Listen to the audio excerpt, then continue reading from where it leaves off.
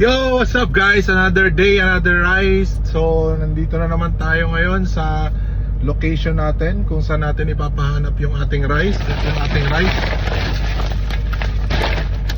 Mga pala yung ating rice. So, dito lang natin yan ipapahanap malapit sa city center. Dito sa may SIB. Dadalian lang natin siyang mahanap, kaya dito lang natin siya ilalagay sa mismong labas ng city center. So, ipapakita ko sa inyo kung saan ko ilalagay. Let's go! Ito, sa mga nakakaalam ng location na to, dito to sa may labas ng city center. Yun. Ayan. So, kain natin yung rice natin. Ito yung rice natin. Pakita ko sa inyo kung saan natin ilalagay. Dito natin nalagay.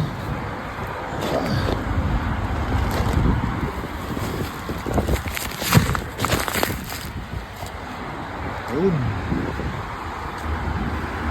Ayan. Again, nandito tayo sa location na to.